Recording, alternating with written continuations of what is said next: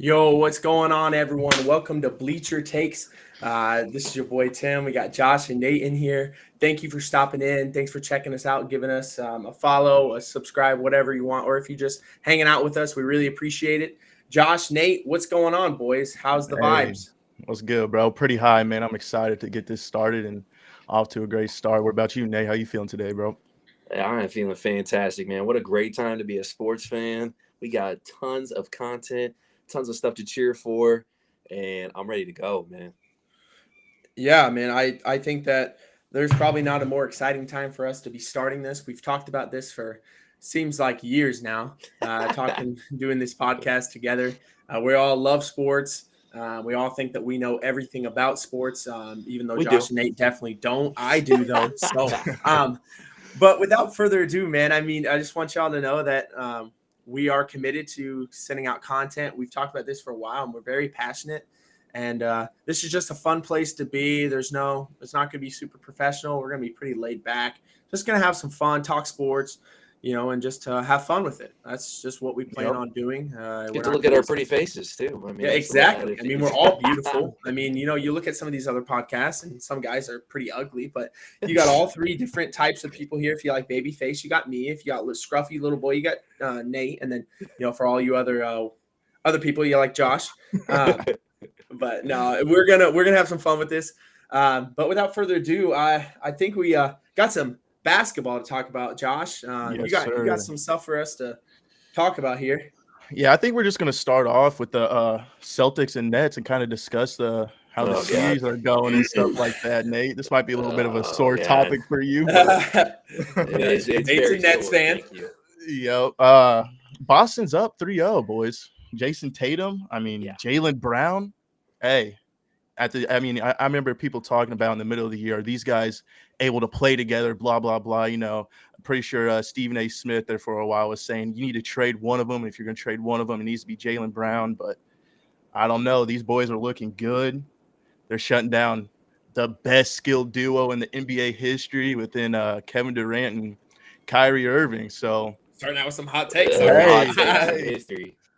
hey, but I don't think it's. I mean, I'll go ahead and throw my 2 cents in there. I don't think it's Durant and Kyrie's fault. I think it's their cheerleader, what they call a coach, is the problem. He's too busy watching the show and not coaching. That's my personal opinion. But I mean, hey, yeah, it's tough to talk about with them being down 3. For sure. I think that they definitely have just relied on the two of them to play iso ball and think that that's just going to work every time. Yes, they're both great ISO players, but if you go into a game knowing that they're going to focus on two guys trying to ISO and kick if they have to, or ISO and just go up on in like they do with KD and Kyrie, yeah, they're fantastic players, but they've just collapsed on that and made them pass out or made them uncomfortable. They've made Kevin Durant uncomfortable, and the one thing I've always said about the guy, he's a great player, fantastic. I think he's the best in the sport, top 3 in the sport at least. And that guy, all you have to do with him is be physical because he's scrawny, he's small. You hit him around a little bit, he's going to feel it. And that's what they've done. They've played very aggressive on him, and I think it's worked very well. Very aggressive. And it all goes down to this, too. You can say we've said it from, or all these old heads will love this line, but defense wins championships. And they said the Nets defense is awful. And it really is. And it has been all year. You got a defensive player of the year that's a point guard for the first time since Gary Payton and Marcus Smart. I mean, you got a team that's just committed to playing defense. No team has been to the NBA championship that hasn't been in the top 10 in offensive and defensive efficiency. Like, no team has been. And the Nets, I think, are like 24th or 25th in defensive efficiency. Yeah. So literally, everybody said this can be a close series. It's going to be good. But according to all like the ratings, efficiently, the analytics that people talk about, they said this series would be the least closest in favor of the Celtics. So honestly, a lot of people are just seeing what was going to happen. I, as a Nets fan, wanted to believe that we would ride on Kevin Durant, but he's getting a little taste of what he did to the GOAT James in those years when he would put those threes over his head, and poor James is just trying to stay above water. Now Durant's kind of in that same motion, but I don't know. Well, what we're also going to do is we're also going to give a prediction for each of these rounds, and we're going to do that for every round of the playoffs. So obviously this round is almost over. And if you're the Nets, I think it is over because I am predicting a For sweep. sure. Yep. I think it's over. No, I agree 100%. I think just by watching the last game and the body language of Durant and Kyrie, I mean, they're mentally just out of this series already. With one more game to play, like you said, Tim, I think it's going to be a sweep for sure. Nate, what are you feeling, bro? I probably won't be watching that. I'm just kidding. I'll probably be watching that game. But no, I'm going to agree with you guys as well. I think it's a sweep. I saw a stat too. I wanted to throw that in the last 32 games counting playoffs, the Celtics are first in both offensive and defensive efficiency. Wow. Pretty crazy. Yeah. I mean, they're playing with the chip on their shoulder. And the savior for the Nets, Ben Simmons, is not playing in Game 4. So they're Ben Simmons is out. Yeah, he was ruled out, right? Is that what he said? Yep. So which I mean, and I know Josh kept saying he didn't want to throw him in, but yeah, I think what are you going to lose at this point? Exactly. That's all I'm saying. We need defense, and that's about all he can do. But yeah, that's all. He's not going to be doing that, not playing all year, though. You're not going to throw him in. Like, we need you to play defense against Jason Tatum and Jaylen Brown. How does that not make any sense? If he is a guy who let me give you an example right here, Josh. A shooter like Klay Thompson coming in and playing, like I get a little rust on a shooter, but rust on like knowing how to shift and play defense and like in game speed. They said he's game speed. Like that's the only thing. You don't have rust on playing defense. I don't need him to do anything else but lock. Okay, but listen to this though. JT up. That's all I need. Listen to this though. They said he's game speed, but how do you know that? Well, like legit, how do you know? Guess, like during practice, if he's playing 4v4 and 5v5, that's all. It's practice. Base it on. People talking about all this. Exactly. Yeah. Exactly. You cannot. No, you can't mimic game speed in practice, bro. And even playoff, you can't mimic. Yeah, exactly. I mean, I get what you're saying, but it's a wrap. All I gotta say. Yeah, literally, I'm throwing every chip in. I'm throwing every chip in right now. Like, what are you gonna do? Yeah, I mean, you don't have much to lose there, but yeah, let's move on. Yeah, move on from that conversation. Go ahead and move on to the 76ers and Raptors. Philly's up 3-1 in that, boys. What do you guys think about Fred VanVleet, huh? Getting injured, only playing 15 minutes in the last game, but only averaging 13.8 points in the playoffs when you need him the most. He's not showing up. What do you guys think about that? Pascal's showing up a little bit. I mean, if you were really, counting on him to be it for you, your team's pretty bad. That's all I mean, say. Yeah, exactly. But one of your best players on the team, when you're in the playoffs, that's when you need to show up. I mean, if I'm in the playoffs, I'm not expecting any more than 15 per night from the guy. So, because the playoffs are different. You can score what you want in the regular season. And that's what Draymond Green even said. Some guys are just different. In the playoffs, you can get what you want in the regular season. People don't care as much. But when it comes playoff time, Fred VanVleet's not going to average 30. I'm sorry. No, but only 13.8? I mean, yeah, it is disappointing. I'm sure Toronto fans are very disappointed in that. But I think Philly's just overall better. They got Joel Embiid, who, if he doesn't win the MVP, will probably be second behind Jokic, kind of, depending on how it's looking.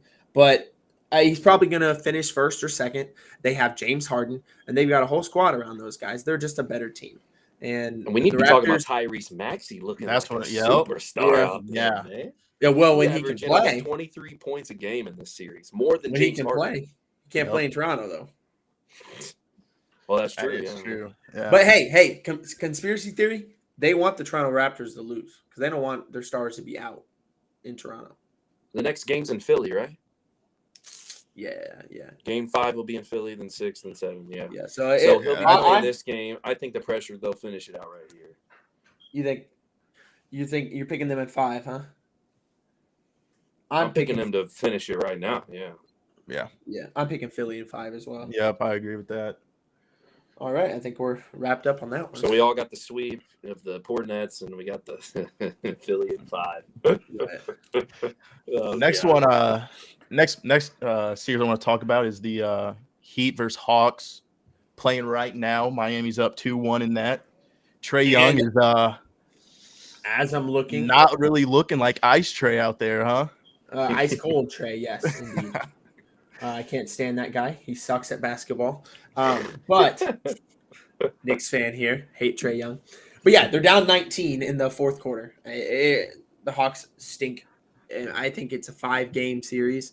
I think they stole one against the Heat, and I just think that Miami has too many dogs. I mean, I think Trae Young is a great player, and his antics are going to work against a team like the Knicks, because the Knicks, you can get in their head, you can get in the fans' head, but the Miami Heat, you can't get in their heads. Those are a bunch of dogs. Those guys don't care about what you say, what you do. The Knicks ain't the Heat, is what you trying to say. Okay, we ain't got a dog on my Knicks, right? Well, I know the Knicks stink, but the Knicks they don't have that physical prowess and just the thought and just the I'm a dog like the Heat do. You got Jimmy Butler, Tyler Hero, you got all those boys like they don't care. They're coming at your throat every play, and Trae Young's just not ready for that.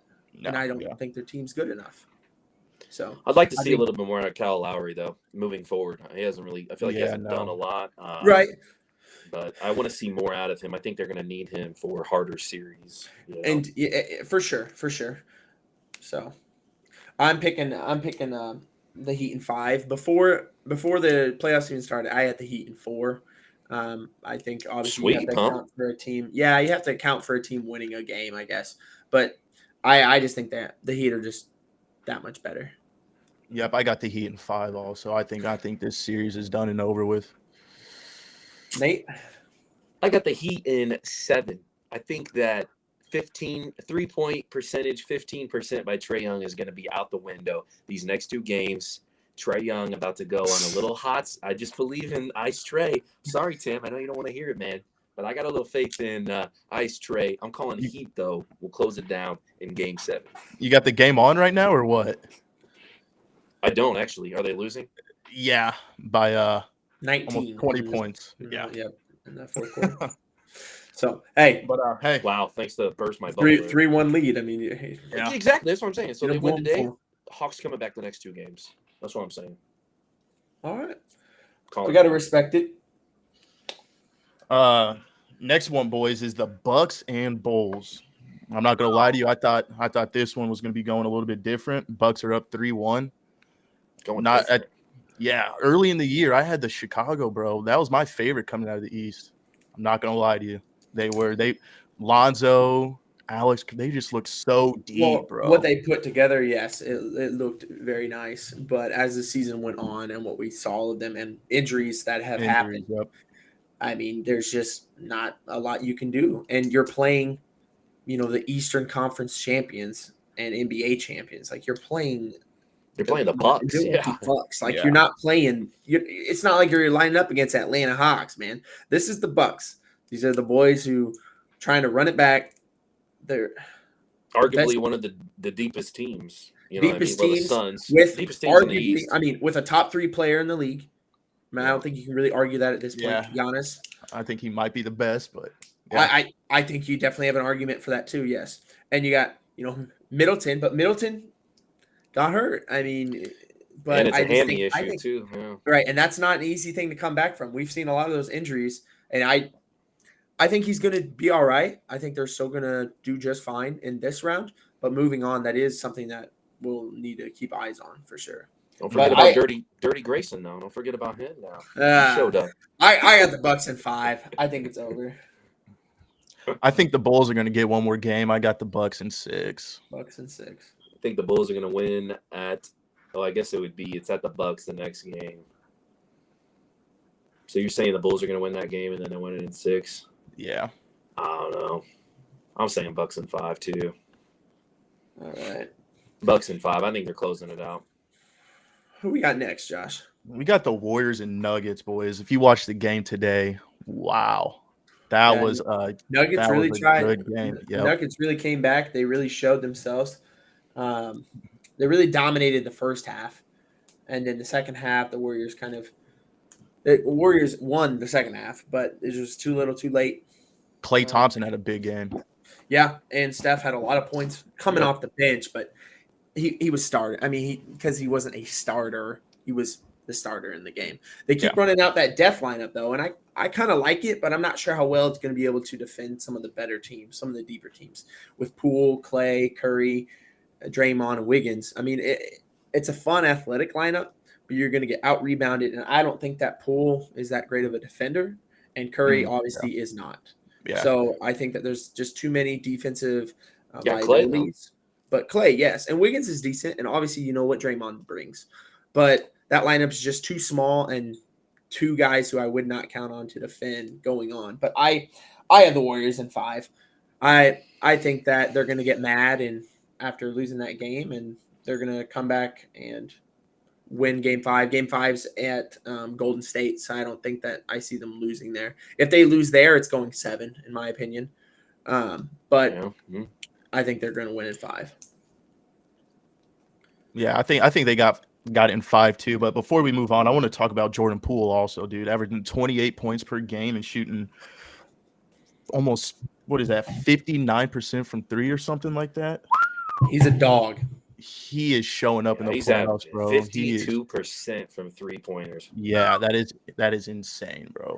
Dude is going off. Obviously, it's not sustainable, but 40% is. He's stamping himself as the another splash, bro. He's putting that stamp on. Yep. You said KD who? I'll tell you, the Nuggets need Murray, man. Like, that's all I can say is they miss Murray out there. And Jokic has done everything he could, but it's just a team that's – name a team that could lose their most athletic guard and still be okay. Well, they're starting, their main guard, Their main guard. Like, Murray was a facilitator. He could shoot. I mean, he complemented Jokic very well. And they played perfectly together. And Jokic is obviously still going to get him in the playoffs because he's a fantastic player. And like I said earlier, he might win the MVP, maybe second. I don't think he's going any lower than that. But there's only so much you can do. Yep. And Aaron Gordon, I feel like he's struggling. I feel like he was better. I thought a lot about Aaron Gordon, but now dude's just struggling, man. He can't shoot anymore. I don't think Denver's his fit with Aaron Gordon. To be honest with you, but I think he's running. I think he's running out of options. Yeah, I think he's about done in the league, man. He's got to find his shot. A highlight of dude's career was the dunk contest, but yep, he's like an off-brand Blake Griffin. I got Warriors in 5. Yeah, Warriors in 5. I agree. Yep. All right. Next one we're going to move on to is Suns and Pelicans. The Pelicans. The Suns. What do they call it? Pelicans. Suns are up 2-1 in that. They're playing Chris tonight, Paul. Man. Yep, Chris Paul averaging 25 in the playoffs, dude. Dude's looking good. He has to. Booker's out. Booker's hurt. Went either way. The last Booker's a hammy injury too. Am I wrong? Yeah, that's a big deal. I think you're right. Yep. Yeah, and I mean hammy injuries, you never know. That's a 1 week thing or a 2-month thing. You never know. And he could that could be a thing. He can come back for 2 weeks and play well, and then it comes back up again. That's just tough. Hamstring injuries in the playoffs is probably the worst thing to see because you just, besides obviously a season-ending injury. I think his injury is a championship injury, like no joke. Their offense like sputters with him not on the court. Right. I had basically him and Golden State, who one of those two going to go to the finals. And if they don't have Booker healthy, ready to go, then I think Golden State's all about it, and they're going to be in the finals again. Honestly, I had the Suns winning the whole thing when he was healthy. Now, I don't know they're getting out of second round. Chris Paul is that dude, the most clutch player in the NBA, and actually has some of the best stats clutch all time, one of the best clutch players of all time. But there's only so much you can do by yourself. Yeah. And not saying he's by himself because they're a very deep team, but you have to have another star. Deep. And the NBA is a star-studded team or star-studded league. You have to have that star. Devin Booker's their star. He's not there. I don't like their chances. But I do have them winning. I do have them winning in 5. I think that they're just better. They're just better than the Pelicans. Pelicans are good. I would like to see more from CJ McCollum. What do you think about the Pelicans rookies and Trent Murphy and Herbert Jones? Have you guys been paying attention to any of them? Herbert Jones, he had a really good year. He actually got a vote for Rookie of the Year. Did you see that? Yeah. Both of them in the playoffs are shooting over 45% from 3. That is. Yeah. Isn't it Alvarado a rookie too? Yeah, he is. Yeah. But I mean. Yeah, he created his own move where he hides in a corner and like steals an inbound pass. Yeah, he's trademarked his own move right now. When Chris Paul saw him, he was like, "Get up there!" I did. He was like, "You're not doing that to Chris Paul. Come on." Boy, I'm 40 years old. You better not be trying to steal the ball from me. Yeah, no joke. No, I heard somebody talking about the other day about Mikal Bridges saying that dude is lockdown defender. Like just talking about because I don't remember who it was. Maybe it was Greeny that said he had Suns and Nets basically in the finals. Well, I mean, I wish that was the case. And he said that Suns would stamp their championship and that Mikal Bridges would shut down KD in the finals. Well, too bad Jason Tatum's already beaten him to the job. But Yeah. yeah. But next one we got here is Jazz and Mavericks, bro. What do you guys think about that one? Series tied 2-2. Luka missed 3 games, but this is one of 2 series I have going to 7 games. Yep, and I think that it's a very, very good series. I think that eventually, though, it will end in Game 7 with the Mavericks just being too much for the Jazz. And then maybe a month later, Donovan Mitchell is going to openly request a trade. ooh, wow. Hot take. Yeah, I mean, I'm right with you there. I think it's going to be a long series. It's going to go game 7, or I could see the Mavericks winning the next 2 games home and then winning in Utah. I know Utah's a hard place to play, but I do think the Mavs are pulling this out. I'll even say game 6. I just have that much faith in them. Doncic is now he's got in the groove a little bit. He's got the game under his belt. I know they lost, but I think Jalen Brunson. That dude's popping off also. My guy Spencer Dinwiddie, that he left him on the Nets and made him an all-star. Yeah, he missed the game winner, but he did miss it. He was short. Yeah, I saw that. But yeah, I think the Mavs are pulling in game 6. yeah, I think we'll be able to talk about that one probably in our next podcast and the one after that, actually, because that one's going to go a while. I think it's going to go to 7. Mm-hmm. Another one that I think that's going to go a while is the Timberwolves and Grizzlies tied up 2-2. The last one, right? Yeah, this is the last one. I have it going 7 as well. I got this going 7, and I got the Timberwolves pulling this one off. Yep. God. Lock up defender and Pat Bev. Oh, no, don't get us on the Pat Bev. We ain't got time to talk about Pat Bev. Oh, man. Oh, you know what? Pat Beverly, man. I think this one it's a could go either dog, way. bro. This one could go either way, but I think Memphis is going to pull it out just because I think that they're just the better team. And Memphis does have that that young mentality to them where I think that facing somebody like Patrick Beverly does get in their head some. He's a perfect matchup against them, but I do think that the Grizzlies are just too good and have been too good. But John Morant does not look good on the court with his team right now. No, he doesn't. I think he'll find his way, but I'm gonna let you know. Right. Desmond Bane is a dog. Yes, he's going to make sure they averaging 23 a game, 48 from 3-point. Hey, dude's playing good. Lights out. I got Memphis winning the next 2 games. All right. Well, that's NBA. Our NBA talk. Looking good. NBA is a lot of fun. These playoffs are a lot of fun. I love the star-studdedness in the NBA. Everybody's a star. And it's just a lot of fun. I love the playoff time in that. But we're going to move on to the MLB and a little MLB update. On Sundays are going to kind of be our little MLB update and a little bit of a big series that happened. We got to be more entertaining than the Sunday night game, too. It's like, 0-0 in the 8th inning right now. So, so go ahead and come over to Bleacher Takes if you're bored. If you're watching the Brewers and Phillies. But that's kind of how they play, the Brewers and the Phillies. And the Phillies are supposed to have a better offense, but the Brewers love pitching, and their pitching is so good. They're so deep, but their offense does suck. It's 0-0. I mean, and whoever wins that one wins the series. And I think that's big because they're both supposed to be big contenders in the playoffs or in the season this year. It's supposed to be teams that make deep runs in the playoffs. That's a big series.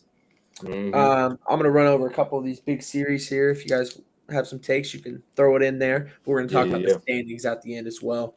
We got Boston played Tampa Bay. That's big in the American League. The American League East has 4 teams trying to make the playoffs openly. You got other teams or other divisions where there's 2, maybe 3 teams trying to make the playoffs. There is 4 teams in the American League East openly pushing to make the playoffs. So they're all just kind of smacking each other around, and it's a lot of fun to watch. As a Yankees fan, I love to watch it. Boston did take 2 out of 3 from Tampa Bay, which I'm glad because I do think Tampa Bay is a better team, and I'm more scared of Tampa Bay than I am Boston. But that's not saying much since Boston beat us in the wild card game last year. but they did take 2 of 3 from Tampa Bay, so that's a big one to Tampa watch. Bay won today. Mm-hmm. Didn't Boston win the Tampa first Bay. 2? Tampa Bay won yesterday and today, so they won. Did they win yesterday? Was yeah, I wrong? they won yesterday. Well, I'm just making sure. I'm not saying you're wrong. You're never wrong, but.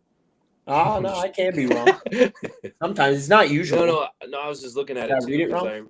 I saw your Tampa Bay won 3-2 Ah, yesterday. dang, wishful thinking. It was the one that went like so long into Tampa Bay had the Yep.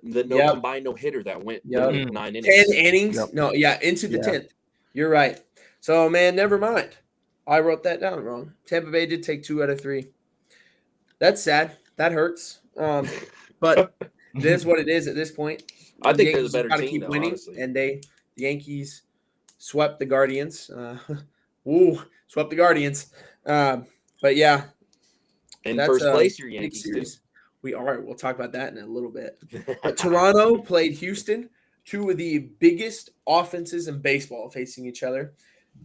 Big Houston facing against the baby Toronto Bombers. All the boys on Toronto, they can all rake, and I hate watching them play the Yanks. And if I'm right, Nate, you can back me up on this one. Toronto, I think, did take 2 of 3, though. Am I right on that? I do believe so, yes. Yeah.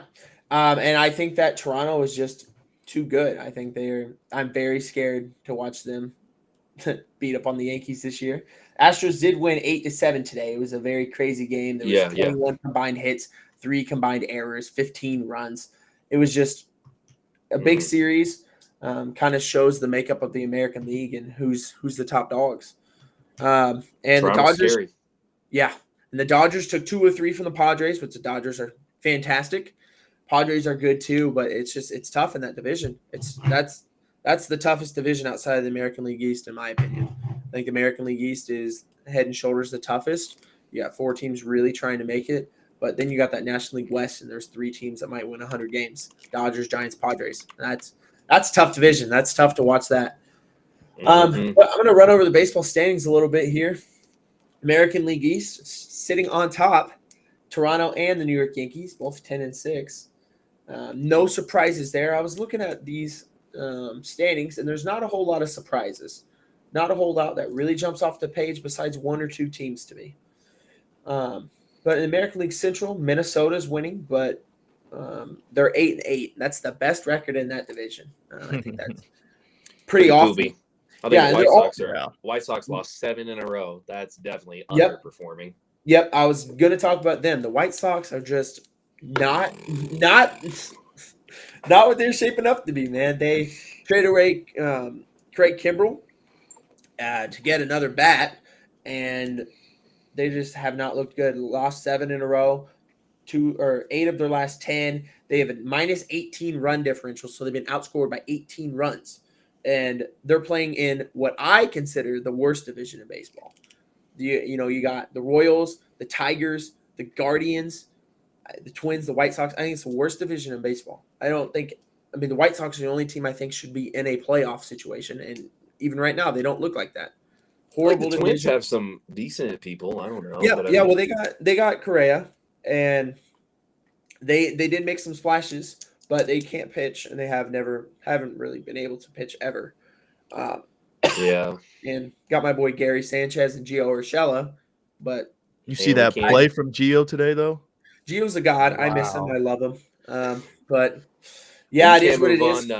Can't move on to AL Central without saying that boy Miggy, 3,000 hits. 3,000. And I want to talk about for just a second. Everybody want to be hating on my Yankees.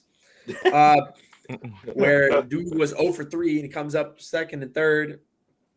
Lefty pitching, lefty on deck. He comes up, we intentionally walk him. Boone gets booed. Everybody gets all mad. They're all upset. It's the right baseball move. Don't you guys think? Right move to walk him. Lefty on lefty matchup. I mean,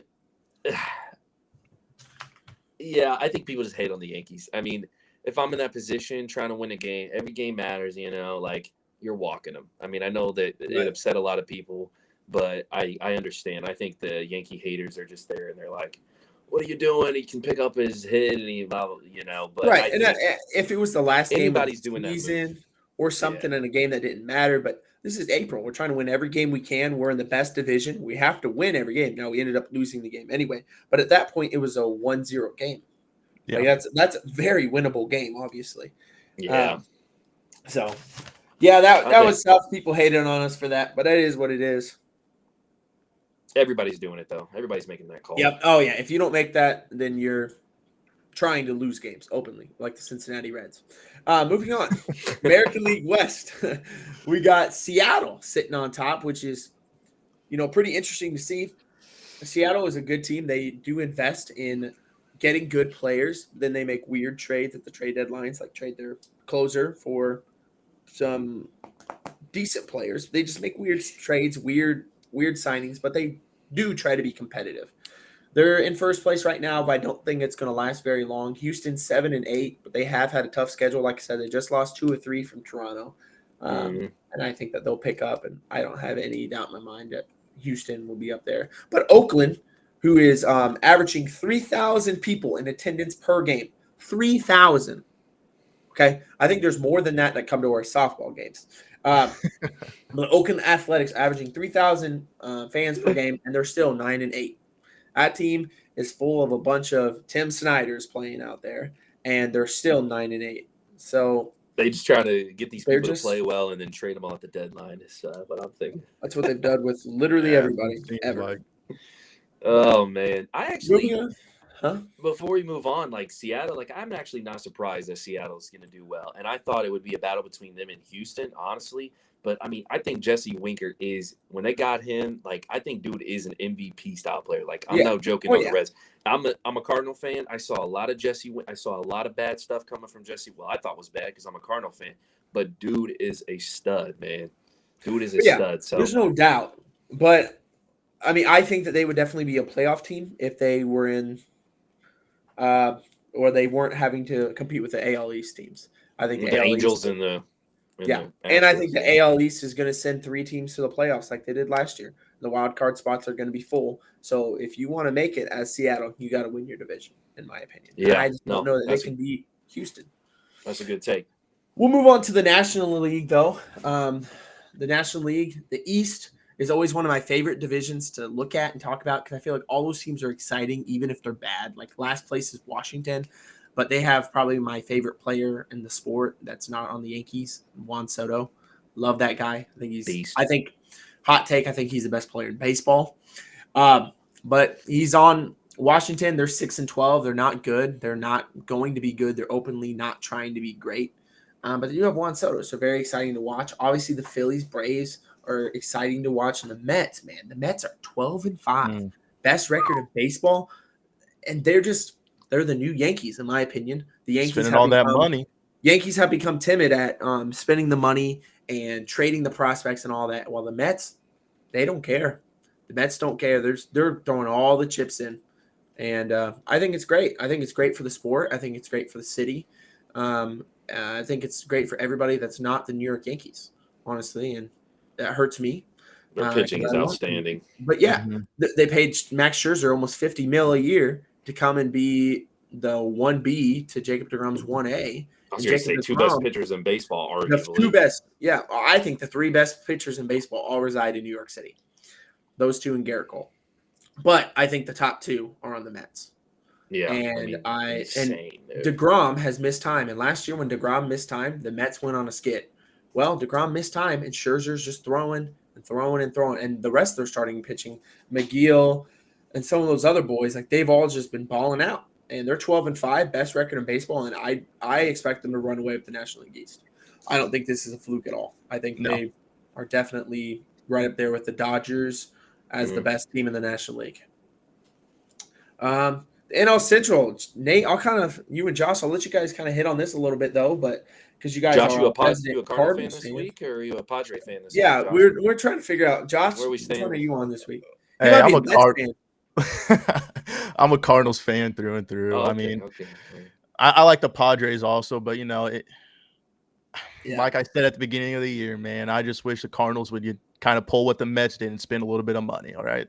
If Steve Cohen owned the Cardinals, yeah, Steve Cohen owned the Cardinals, you'd be all right.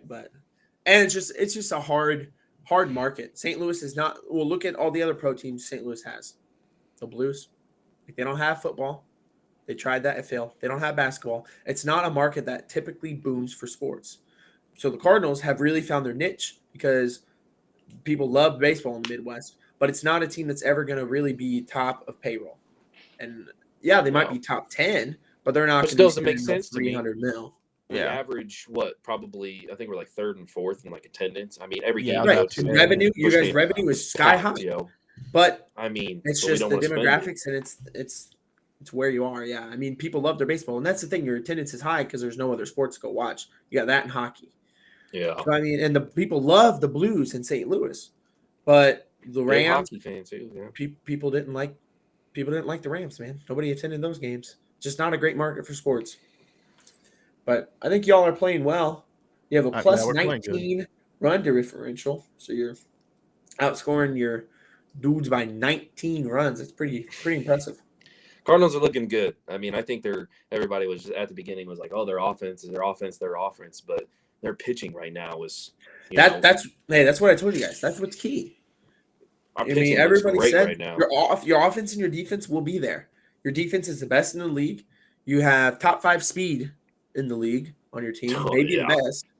And your offense, obviously, your guys are going to hit, but your pitching, that's where you got to get it honed in. And I think as long as Mats can be Mats, and our guys can, like, we're not deep though. Like if anybody gets hurt on our rotation, we're in trouble. Like Flaherty getting hurt, I was worried. And this whole like Hicks, like, are they using Hicks as a starter? Like, he's kind of like an opener, 3 or 4 innings. Maybe he can go 5. Like that's just kind of like a little test run because it's a little bit better for his arm. But I mean, I think that when Flaherty comes back, if they continue to pitch like this, I think that they are going to win the Central. I mean, I think there's no doubt about it. So don't be sleeping on the Redbirds now. Yeah, I think that they're great, and I think it's going to be them and the Brewers fighting each other. Oh, yeah. But let's see. Okay, and we got the National League West as well. Hey. And in the West, you got some dogs over there. When I'm talking about dogs, I'm talking about the Colorado Rockies. I'm just playing. But the Colorado Rockies are 10-5. Hey, don't be tripping on the Colorado Rockies. KB over there now. I know that those are like your Padres for John. You're a Rockies fan, kind of a little bit. But I think that division is so stacked. The Rockies, I haven't looked at who they've played. They must have played Arizona like 10 times in a row.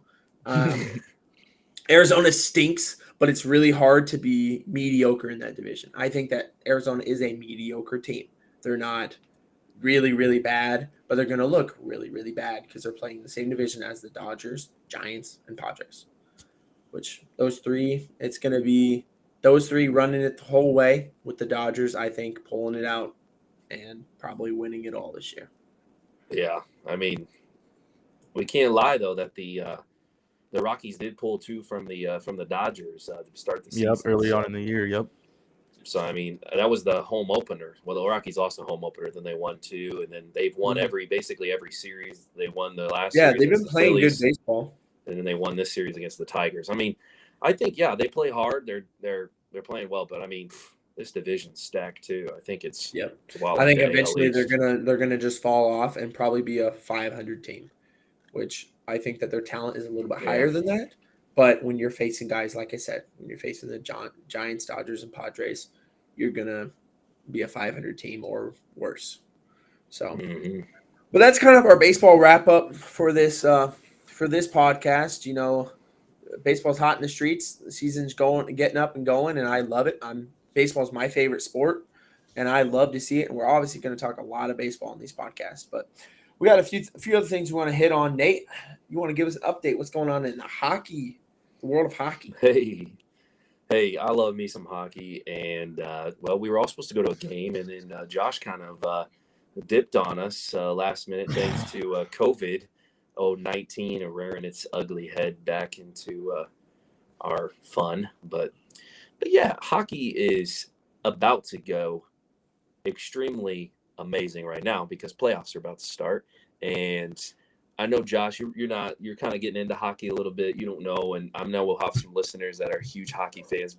And Tim, you're kind of starting to really pay attention to hockey a lot more now too. But I'm telling you, watch a playoff game when they're finishing every check, they're fighting hard, like every shift that they're on that ice. If they're out there for a minute to minute 30 seconds before they, get a line change, they are out there skating 100 miles an hour, hitting whatever's in front of them. I mean, the atmosphere is so different and it's exciting. Towels just waving in the crowd and people just going nuts, man. I mean, fans for hockey have to be the craziest fans, honestly. I think football's probably one, but I mean, two, just because of first, the violence, obviously. I mean, we're Americans. We love violence. And when you got a little bit of fighting in there and, it's just that pastime for hockey. I mean, that's just hockey in general is getting after it and having those guys that'll just beat the crap out of you. I mean, that's what it's about. But I'm excited. Playoffs are literally starting around the corner. It's the last week of the regular season this week. And most teams only have 3 games left. Exactly. The Blues, which they are losing right now, I can see, which is unfortunate, but they did clinch a playoff spot. And I'm definitely excited to watch my Blues hopefully win another Stanley Cup. I know Tim's not going to be excited about that because him and his Rangers are looking very hot as well right now on the other side. So I wanted to see what your guys' chances are or what you think, Tim. And Josh, you can chime in too. Are we going to see the Blues and Rangers? And wouldn't that be an awesome finals? All I'm saying is we might about $4,000 to go to a game. I was going to say, if that happens, we might have to start a GoFundMe page, and I hope that we got some people who are watching who are some secret millionaires. Because if that happens, we might have to send the 3 of us to that game. I'm telling you, that would be a blast. Tickets will be outrageous, but that maybe we'll just go into the streets and they'll have those little LED little sections that they put together and make a big screen, and we'll just be out in the streets and just watch. Or hey, you know what? We all could just take a job as a security guard for the night. You know what I mean? Just do the background check and everything. Just be a security guard for one of the games, and then just go in and watch. Man, we'll get paid for it too. That sounds like a blast. That sounds like a blast to me. And I just wanted to run over what I think the Blues have to do to get to that spot, and then Tim, maybe you can kind of explain to us as a Rangers fan, what do you think needs to happen for the playoffs for them to get to the Stanley Cup final? But I think for the Blues, obviously our offense has been high powering. I mean, we have guys, I think we have 7 players, which if you don't know hockey too much, they do it a lot by points. If you get an assist or a goal, that's a point. So we have, I think, 2 or 3 guys that have reached 70 points, which hasn't happened in St. Louis's Blues since 1994. So that's counting assists and goals, Josh. And then our other listeners that are, kind of new to that scene. And then the Blues having 7 20-goal scorers, 7 dudes with 20-plus goals scored, just shows how deep they are. And one of our main goal scorers, Ryan O'Reilly, he's more of a playmaker, but he can still shoot, is at, I believe, 18 or 19 goals. So literally to end the season. And that's more than any other team. If we have 8 20-goal scorers, that's going to be more than any other team. And obviously our backup to start the year, Ville Husso, looked amazing. He's probably going to start more games. I think if our offense can just stay on track of what we're doing, and the Blues are a tough team. They play very tough. The coach does not put up with any nonsense. So quick, man. We score extremely quick. Bunches. So is the Blues the favorites, or? Absolutely not. But absolutely. Well, I mean, honestly, it's all about who's hot. I mean, there's wild card. Yep. The Blues in 2019 were a wild card team to the Boston Bruins in that Stanley Cup final, and they won the series in 6. But the Bruins, or no, Game 7. But the Bruins were definitely the favorites to start the year. I mean, yeah, on that side of the Western Conference, they're gonna have to go through the Colorado Avalanche. You want to know who's the top guy, Josh? Colorado Avalanche. I mean, their record 55 wins and 18 losses in hockey. When guys are getting bruised and banged up, have back-to-backs. I mean, to have that kind of record, definitely the best in the West, not the best in the whole league, though. I mean, okay, all right. Well, best in the West for sure, and they lost 4 games in a row. So take away those 4 games, they're 55-14. They're probably half playing now, getting ready for the playoffs. But 55-14, that's like NBA record type stuff. You don't see that in hockey. But Tim, what's the Rangers got to do, man, to meet us in the final? Well, we got to do what we've been doing all year: play defense and back up the best goalie in the league, Igor Shesterkin. The guy has been the leading candidate to win goalie of the year all year long, and he's going to win it by a landslide. He's also probably going to finish in the top 3 for MVP voting behind the likes of why am I forgetting his name? The dude on the The Hurricanes. No, Toronto Maple Leafs guy. Oh, the young dude. I know you're talking about. Yeah, I can't but think of his name though. the Jack leading Campbell. the leading goal scorer. Oh, MVP. Matthews. Austin Matthews. Thank you. Mhm. He'll finish in MVP, first in MVP. You'll Dude's have nasty. probably the dude from the Avalanche, second. I forget his name. Nathan McKinnon. He's an absolute beast as well. But I think Igor's going to finish in the top 5 for sure, and probably top 3. The guy has been so detrimental to what the Rangers do this year. The stats, I don't have them in front of me, but the stats when he plays versus when they don't is insane. The guy has the most added wins, the most goals taken away, and he missed some games to start the year. So he's been dominant. He's the best goalie in the sport this year. And I think they need to ride him. They need to ride the defense, and we just need to get some timely goals. We have a good line. We're not like the best scoring team. We only have a 48 differential in our goals and goals against. Are you going to get through the Florida Panthers, though? That's what I was going to say. The Florida Panthers are the best team in the sport.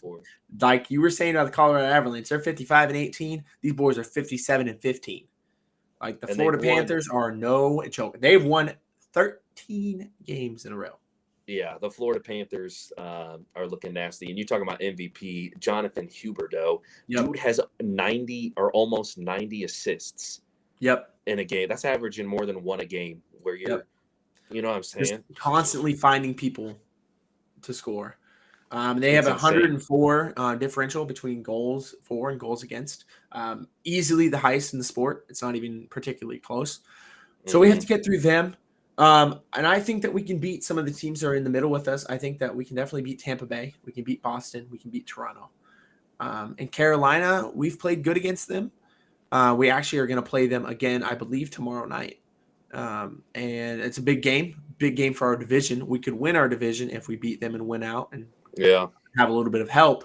But Carolina's tough. We have to get through them. We have to get through Florida, which I don't know that anybody can get through Florida. But if you get hot and Igor stays locked in. Even the Maple Leafs, I mean, those are two. I mean, yeah, it's Maple Leafs, yeah. You got to stop Matthews. Austin Matthews, and nobody's been able to do it yet. The guy's on a historic tear, and I think he's going to continue to do it.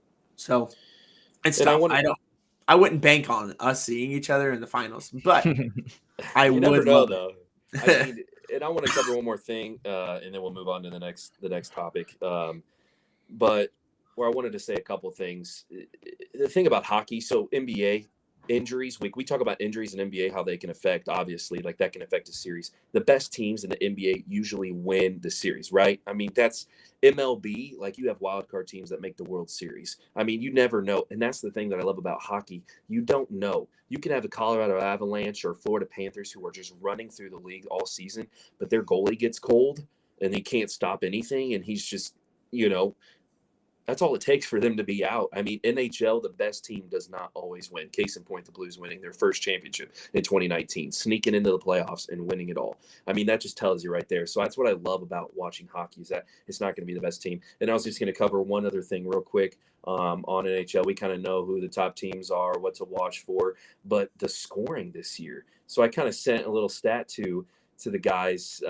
We were talking about how the scoring has just exploded over this season. I think they're kind of talking about, they kind of interviewed some players, some coaches, some executives saying, what's the reasoning why, we're averaging this many goals? I think we're averaging 3.2 goals per team per game, which is up from 2.9 a year ago, but this will be the highest in NHL since like 95. But it's just been a steady climb as far as like how many people are scoring. And this is what I think, and this is even what I think with NBA. Like the game is just evolving and changing. Like look at the hockey players now. You think of NBA like bad boys, like you have to have a big guy that's just going to push around. You got to have big dudes that'll just be. But no, look at the NBA. Like would Trae Young be like a superstar and Ja Morant? Will we be talking about this guy in the 90s? No, I mean I feel like the Pistons would just like literally bury him into the court and he wouldn't come back ever again. You know what I'm saying? But the game is changing, and it's like the 3-point shot, just like Steph Curry changed the game. And then you look at guys like Austin Matthews, like right now what hockey's about, it's not about having all these big dudes just creaming each other, but it's about speed and being fast. And going super, you know what I mean? Like making the quick passes, making the quick moves. And it doesn't matter how big you are. Some of these guys that are super short, like Nathan Walker on the Blues, I think dude's like 5'6". Like he wouldn't have a place back then. But it's like, no, it's all about speed and getting place in any sport, really. You know what I mean? Yeah, but I mean, Duke can skate out of this world. He's got moves, and that's what can get you there. So I think the game's changing. There's lots of different reasons of why it's happening, but I mean, I think that it's just getting faster. People are skating faster, and we're just not a bunch of big hogs out there that are trying to hit people. You know what I mean? But I'm excited. Playoffs are starting. Yeah. I'm excited for it. We did just get a pretty funny comment from Easton Lovell. We're going to show it here. Josh not knowing anything about hockey, just chilling in the back. Yeah, Josh really doesn't know a whole lot about hockey. But our big thing here is we want to get all the sports involved. I'm sure at some point these two boys are going to talk about soccer. And I will be sitting in the back eating some peanuts and letting them talk because I don't know a lick about soccer. And there's nothing about me that likes soccer, okay? But we want to bring all the content we can to you guys and bring all the topics. So, yeah, there is going to be some of us that know a lot more. I didn't say a whole lot during hockey either because I'm learning. But Nate's over there. He's a hockey nerd, and we love it. But that's what we're going to do. We're going to bring them all to you guys. And Josh is going to end us with our last topic here. The NFL draft. Which we'll be going more into detail on Wednesday, but yeah, so everybody knows, on Wednesday it's going to be our NFL mock draft. We're going to do an hour podcast. We're probably going to touch on a few things to start out, and then probably the last 45 minutes are going to be on the NFL draft. We're going to do a mock draft of the first round here live on stream. But yeah, Josh, we had the NFL draft we want to talk about. I think you had one other topic you wanted to start out with. Oh, yeah. Where's Debo going to go, boys? Debo Samuel. See, we've come to a point in our sports fandom where we just come to expect that if guy wants out, he's out. He's going to get traded. He's going to go somewhere. And that's how it's become in sports. But I have a couple places in mind. Nate, what do you think? Don't start with me. I don't know. Don't start with me. I got you right here, Timmy. There you go. There you go. I think Nate doesn't know anything about football, so there we go. Oh, I think he's going to go to the Indianapolis Colts, boys. The Colts. Yes, I think they're going to try to pull out a trade for him and team him up with Michael Pittman Jr. and with that stud running back Jonathan Taylor, who I don't really like very much because that boy dropped 5 TDs on the Bills, but 4,000 rushing yards. Yeah, I think, with a veteran quarterback in Matt Ryan, I think that could be a scary, scary team. And with the way the defense plays, oh my, if they were to land somebody like that. I don't know what do the Colts have to give up for them though. They don't have first round pick. And that's the thing that people were saying is like, although it'd be a good fit, it's going to be extremely hard for the Colts to find somebody or find like assets or anything like that to trade the 49ers to get a guy like Debo. But I mean, it's not impossible. Some of the things you got to put into perspective with Debo Samuel, he's only 26. So it's not like you're trading for an aging receiver. You're not trading for a guy who's been in the league a whole lot. He still has some life left under his legs, obviously. Like you're getting a guy who's going to be stud for a few years. And so I think some of the teams that aren't ready to quite compete right now could still be in on him. One of the teams that I think is a sleeper to get him, but not really even a sleeper because they've been connected to basically every other wide receiver, is the New York Jets. I think that they tried really hard to get Tyreek Hill, and I think they're going to try really hard to get Debo Samuel. And why I can see that, Yeah, why not? They have 2 top 10 picks. Now, I'm not saying it would take a top 10 pick to get him, but who could offer more than them? If they get in a bidding war. Yeah. The Jets have already been connected to probably using one of those picks to take a wide receiver. So what would you rather do? Take Drake London at number 10 or, whoever you want at number 10 or trade it for Debo Samuel? And I think you kind of bank on the guy who's shown that he can be it. And I feel like I've heard people say like throughout the Packers and stuff, and they're being a target, but I feel like that 49ers don't really want to trade him to another NFC team that could be like a contender. You know what I mean? Like the Packers, I feel like they got Aaron Rodgers still. So they played him in the playoffs. Yeah. Yeah, exactly. So I don't see that. I mean, if I had to pick one team, I think the Chiefs should try to go after him, honestly, for what they've lost.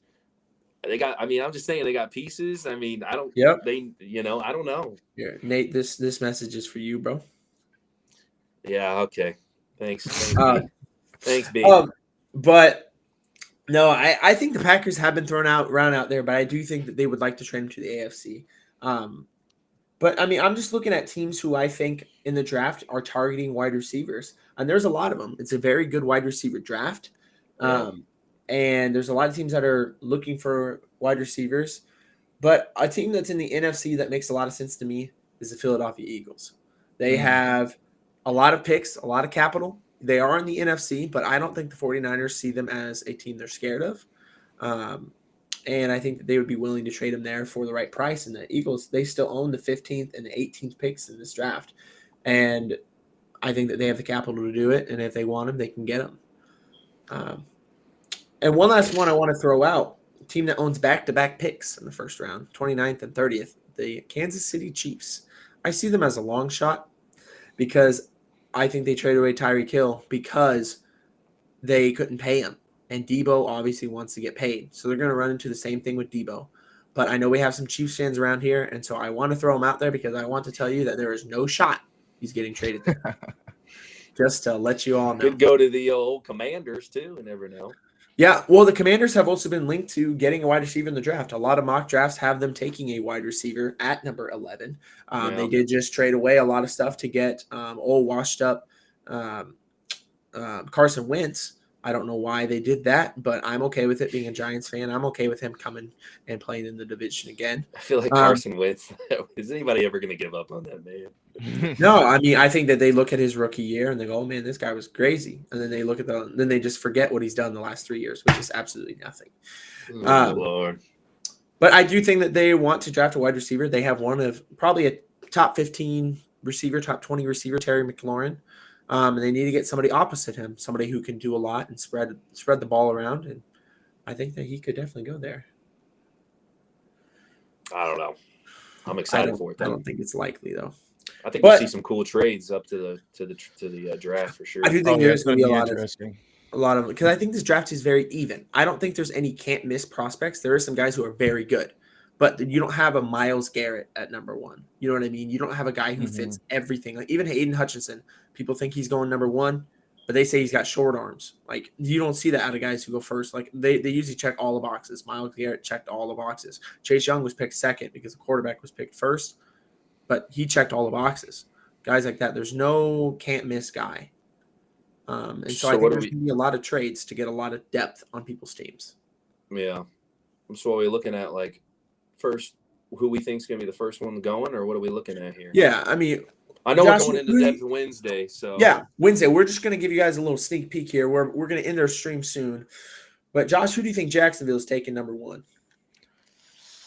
I'm gonna be honest with you. I don't really know off the top of my head. I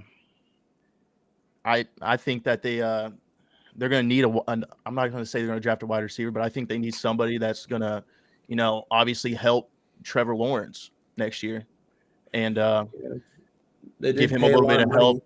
A lot of subpar offensive pieces. Yeah. So I think they're going to need somebody young that they could fit in there and, try to help and boost their offense. So you think maybe they could trade that pick back? Traded it for like Carolina. Carolina obviously I think wants a quarterback. So yeah, I see them getting and trade next year's first. Yep. Yeah, and then Jacksonville could still get a very good wide receiver at 6. Yeah, that's pretty good. And we'll go over more like trades and stuff like that next week. But Nate, who do you see going first to Jacksonville? I think they're going to grab somebody defensively. I don't know. I want to say Aiden Hutchinson, and I know you mentioned about the arm, but I think they could pick Kayvon Thibodeau from Oregon too, with that number 1 spot. Well, I mean, dude's a beast. Coming into the year, he had he was the number 1 overall pick, but there were some things that came up, which we'll go more in depth about him next week because he's an interesting case for me. He's somebody that I definitely want to talk about, or not next week, on Wednesday. I'm sorry. We're going to talk about him more on Wednesday. But, I think Aiden Hutchinson is the safe pick, number 1. But I've heard some rumblings about Trayvon Walker, the D-end out of Georgia. He's fast, quick, and he's got some some crazy combine results, Mhm. and he's flying up people's boards. So Yeah. I think it definitely could be him too. Quarterback. I want to see here you guys take. Who do you guys think first quarterback taken is? Who is it? Like the Panthers? Is that who they're saying is going to be? Well, Or you you get just the think like Panthers. I mean, the Lions could take somebody, but I'm just saying, like, who do you think is going to go first? because I've heard like if the Panthers don't take a quarterback or they like trade up or whatever it is, and the Falcons like after the Falcons signing who they signed Mariota, right, and like they really wanted Mhm. Deshaun Watson, like that dual threat presence. I see them picking the takes of like a Malik Willis. You know what I mean? Yeah. Just because of that dual threat capability. And they pick eighth. Yeah. And yeah, so I don't know, but I mean I think that Kenny Pickett will probably be the one that I see off the board first. I mean, I think that the Panthers will probably scoop him up, but I don't know. I think he'll be the first one off the board. Honestly, that's all I think. But Josh? I like that boy from Cincinnati, Ritter. Desmond Ritter. Yep, that boy. I like him. I think he's going to go first off the board in the Yep. second round. really, Really. that deep? Desmond Ritter? Come on, dude. There's three No. better quarterbacks than him. No, I don't know. I think dude. he's 3. I'm with you, Jay. He's 3, and I Yeah, got him I going like him. 9th to the Seahawks. I think him with Pete Carroll. I don't That's know exactly about where he's that. going. Ninth? He's going 9th. Oh, Dude, every year hey, quarterbacks always go. he's a up, winner. like, He's a winner. I'm telling People you, are saying I a got lot of good things Pickett, about him. Willis, They are. Ritter, and they're all going to be in the I top think 10. Willis is going first. And I think somebody's probably going to trade up and get him. I see someone like Seattle. They just got back in the first round, and I think they're going to say, screw it, mortgage the future again, because they are very bad about trading draft picks. Traded 2 first rounds for Jamal Adams, and then they traded everything back, or they got everything back for trading Russell Wilson. So, I mean, they're a bad drafting team. And so I think that they're going to just say, here, take all my draft picks and get their next Russell Wilson. And I don't know. I think that he's going to be the first one taken, though. Malik Willis. I agree with that. I think he's going to be the first one too. But I really like Ritter. I think Ritter's good. He's a winner. He's got the intangibles you like. Just his physicality isn't as good as some of the others, I think. No love for that Mississippi dude, Corral or whatever his name is. Matt Corral. I mean, I think he's kind of like Mac Jones to me. You get him in the right system, he's NFL ready. But Yeah. Mac Jones only hot take, maybe not even hot take. I don't think it's that unpopular for what I'm about to say. Mac Jones only did well because of who he went to. He's NFL ready and went to a system that makes it easy for a quarterback to play. I think a So lot of people would agree if with Matt that. Corral goes to a place like that, sure. But I mean, he's not going to come in and change your organization in the first year. Mm-hmm. Can't wait to see where my boy from Notre Dame goes, the safety. Kyle Hamilton, Oh, probably the best prospect in the draft. One of the best safety He's a prospects we've stud. seen in years. And Love I that think there's a dude. chance. He falls outside the top 10. Just because safety is not a premium position in our sport anymore. Yeah, It's not.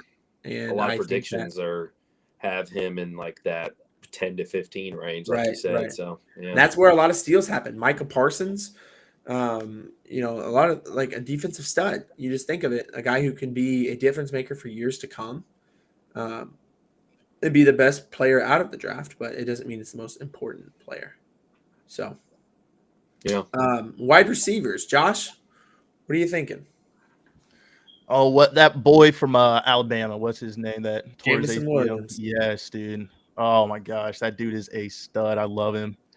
Where's he going? I don't. Listen, I think a lot of people are saying this is gonna be Commanders, a man. yeah. This is gonna be Number 11.